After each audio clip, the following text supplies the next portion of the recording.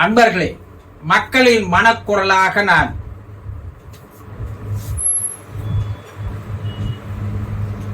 ஆடு பலியாகுமா? பரிதாப நிலையில் அண்ணாமலை தினந்தோறும் காலையில் ஒரு பேட்டி, மதியம் ஒரு பேட்டி, ராத்திரி ஒரு பேட்டி. பேட்டியிலே வாழ்ந்து வந்த மன்னன் நேற்றையிலிருந்து ஆளே காணும், அட்ரஸே காணும். ஏன்? ஓட்டு போட்டுதான் ஒரு பேட்டி கொடுக்க வேண்டியது தானே? ஏன் கொடுக்கல? மக்கள் கேட்கிறார். இத்தனை நாளா வாய் சவுடால் பேசியிருந்தாரு, வாயிலே வலை வீசினாரு, வாயிலே வடை சுட்டாரு. ஏன் பேசல?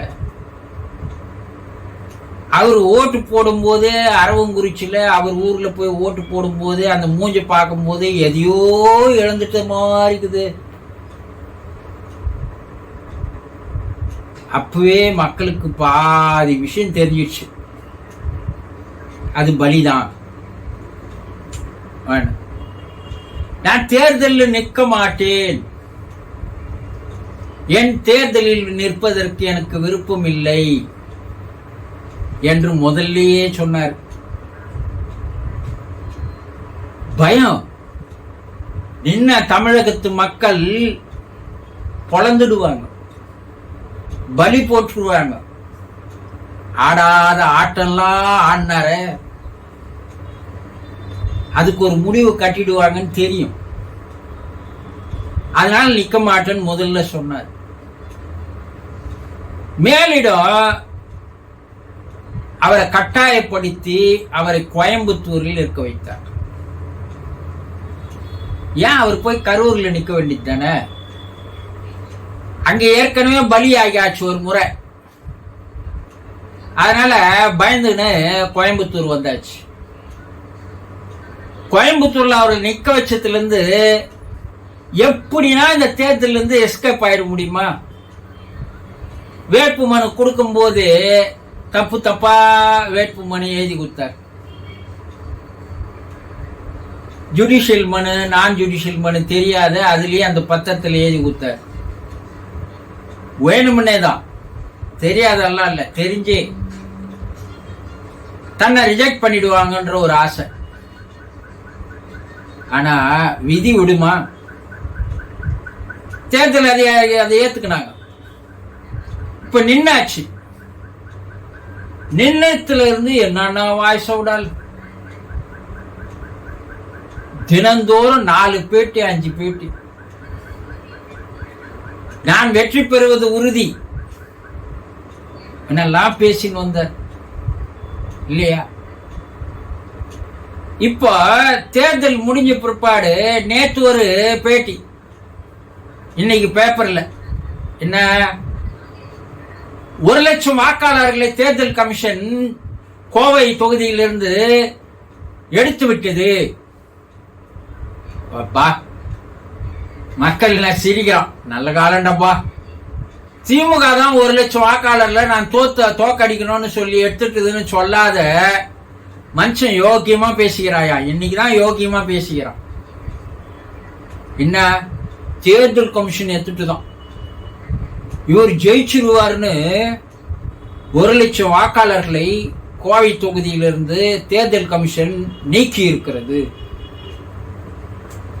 ஏண்டா அறிவு கட்டோன? தேர்தல் கமிஷன் யார் கேளுக்குது? நீ நிக்க வச்சதே அன்னைக்கு ரிஜெக்ட் பண்ணாத உன்னை மறுபடியும் நிக்க வச்சதே தேர்தல் கமிஷன் தானடா. அப்ப எப்படி தேர்தல் கமிஷன் போய் அதை எடுக்கும்? அதுக்குதான் உனக்கு மூளையில களிமண்ணுக்குதுன்னு பல நாளா பேசின்னு வரான் மக்கள் எல்லாரும். மாட்டி சாணங்குது அவன் மூளையில, களிமண் இருக்குது அவன் மூளையில. அவன் என்ன பேசுறானே தெரியாது, எதை வேணாலும் பேசுவான். மென்டல் ஹாஸ்பிட்டல் இருக்க வேண்டியவனை எடுத்துன்னு வந்து அவனை வந்து பிஜேபியில விட்டுட்டாங்க. நீ ஆணு பேசுனா அவன் அக்க பேசுவான், நீ அக்கு பேசுனா அவன் ஆவை பேசுவான் சொல்லின்னு வந்தாங்க இல்லையா? நான் ஒரு பெரிய முட்டாள்ன்றத நேற்று ஒத்துக்கினான். கோவை தொகுதியில் 1 லட்சம் வாக்காளர்களை தேர்தல் கமிஷன் எடுத்து விட்டது. இல்ல அதுல இது எதுக்கு அடி போடுறான் தெரியுமா? தோக்க போறேன்னு தெரிஞ்சாச்சு, பலின்றது தெரிஞ்சாச்சு. இப்ப தோத்துட்டா என்ன சொல்லுவா? 1 லட்சம் வாக்காளர்களை தேர்தல் கமிஷன் எடுத்துட்டது, அதனால தான் நான் தோத்தேன், அந்த 1 லட்சம் வாக்காளர்கள் இருந்து தான் நான் நிச்சயம் வெற்றி பெற்றிருப்பேன் நான் சொல்றதுக்காக முதல்லயே அட்வான்ஸா சொல்லிடுறான் 40 நாள் முன்னாடியே. ஏண்டா திமுக காரன் எல்லாம் ஓட்டெல்லாம் நுணுக்கமா பார்க்கக்கூடிய அளவுக்கு 50 ஆண்டு கால அனுபவம் இருக்கக்கூடிய அனுபவசாலிகள் இருக்கிறார்கள் அங்க. அவங்களுக்கு தெரியாதா 1 லட்சம் வாக்கு போயிருந்தா விட்டுருப்பாங்களா? அதிமுக காரன் கண்ணில் விளக்கண்ணியை விட்டு பார்க்குறவன் ஒவ்வொரு வார்டு, அந்த வார்டில் எத்தனை வீடு, அந்த எத்தனை வீட்டில் எத்தனை வாக்காளர் இருக்கிறான், அவன் எந்த கட்சியை சேர்ந்தவன் எந்த கட்சி இல்லாதவன் எல்லாத்தையுமே நுணுக்கமாக அடிவேறு வரைக்கும் போய் பார்க்குறவன் அதிமுக காரன். அவனுக்கு தெரியாதா 1 லட்சம் வாக்கு மிஸ் ஆகிருக்குது? அவன் 2 பேரும் மூடிக்கினுக்கிறான், நீ ஏன் எல்லாத்தையும் திறக்கிற? அப்போ உனக்கு தெரிஞ்சிடுச்சு தோக்க போறோம், அதுக்கு எதுனா ஒரு சாக்கு சொல்லணும்ல. அந்த சாக்க இப்ப ஆரம்பிச்சுக்கிறான். தெரியும் 1 லட்சம் வாக்காளர்கள் இல்லை, அதனால நான் தோத்துட்டேன்னா அதுக்குதான் 1 லட்சம் வாக்காளர்கள் தான் காரணம். நீ தோக்க போறதுக்கு 1 லட்சம் வாக்கு வித்தியாசத்துல இல்ல கண்ணா, 2-3 லட்சம் வாக்கு வித்தியாசத்துல. அப்ப மீதி பேரெல்லாம் ஓட்டு போட்டுக்கிறவ முட்டாளா? அது பார்க்கலாம் ஜூன் 4 அப்பால விவகாரத்தை. நீ பலியாக போவது நிச்சயம். நான் வாக்காளர்களுக்கு 1 பைசா 1 நயா பைசா நான் தரமாட்டேன். நீங்க பூத கண்ணாடி வச்சுக்கின்னு என் பின்னாடியே வந்து சொல்லுங்கன்னு சொன்ன வாய் எந்த வாய்? நார வாயா இல்ல நாரி போன வாயா? ஆனா ஒவ்வொரு வாக்காளருக்கும் ஜிபே மூலமா ரூபா அனுப்பிச்சிருக்கிறிய மனுஷனா நீ? என்ன ஜென்மடா நீ? தொகுதி பூரா எல்லாருக்கும் ஜிபே மூலமா ரூபா அனுப்புற உன் ஆளுங்களை வச்சு. அப்ப நீ ரூபா அனுப்பிச்சு அப்ப என்ன அர்த்தம்? நீ சொன்ன வார்த்தை என்ன? நீ உண்மையில நல்ல யோகியனா இருந்தா, நல்ல அரசியல்வாதியா இருந்தா, நல்ல ரத்தம் உடம்புல ஓடுறதா இருந்தா 1 பைசா கொடுக்காத நீ அங்க நின்று இருக்கணும். அதை போய் திமுக காரன் புடிச்சு எடுத்துன்னு வந்து கொடுத்தான்ல, ஊருக்கே வெட்ட வெளிச்சம் ஆயிடுச்சு. இன்னைக்கு நீ ரூபா குத்தது வெட்ட வெளிச்சம் ஆயிடுச்சு, ஜிபேல பணம் போட்டது வெட்ட வெளிச்சம் ஆயிடுச்சு, எல்லாம் தெரிஞ்சு போச்சு இல்ல.